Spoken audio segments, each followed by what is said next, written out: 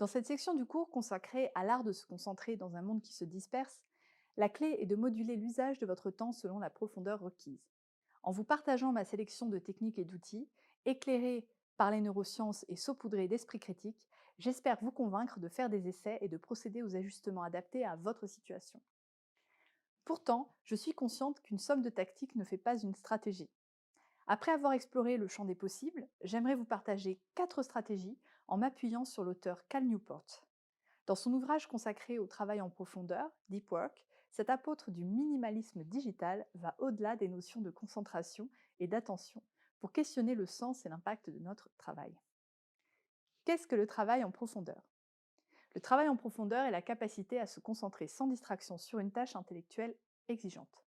C'est une compétence qui vous permet de maîtriser rapidement des informations compliquées et de produire les meilleurs résultats en un temps limité.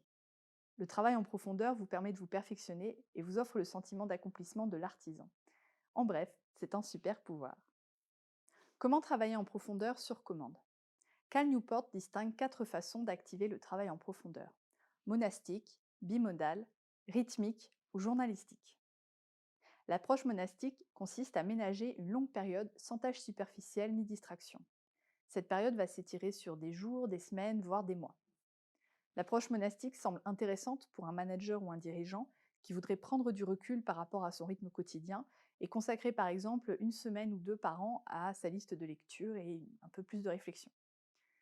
Cette approche a le mérite d'ouvrir une parenthèse propice à l'inspiration, voire la créativité.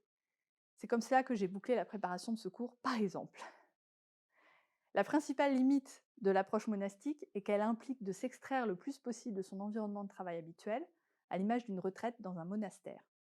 Elle ressemble furieusement à des vacances studieuses, alors attention à ne pas sacrifier les véritables vacances pour revenir productif et serein. L'approche bimodale vise à alterner 2 modes de travail au fil des heures sur la même journée. Premier mode de travail, le mode production. Il sert à effectuer des tâches intellectuelles exigeantes en solo, en s'appuyant sur toutes les techniques que nous avons vues jusqu'à présent au sujet de l'attention. Second mode de travail, le mode social. Il consiste à réserver des plages de travail distinctes pour la communication et les interactions sociales. Rendez-vous, appels, traitement des emails, développement commercial, etc. Cette approche est idéale pour les cadres, les managers opérationnels, les consultants indépendants, les entrepreneurs et même les freelances créatifs. Elle repose sur une gestion optimisée de votre attention et de votre énergie. L'approche rythmique consiste à se donner un rituel quotidien ou hebdomadaire et le consacrer à une même activité. Par exemple, vous menez plusieurs projets professionnels de front, ou bien vous souhaitez réserver du temps pour un projet personnel, en vous y consacrant même 25 minutes chaque matin au démarrage de votre journée, ou chaque vendredi après-midi, pour ne prendre que 2 exemples, vous privilégiez la régularité. Cal Newport rejoint ici le mode process indiqué par la professeure Barbara Oakley.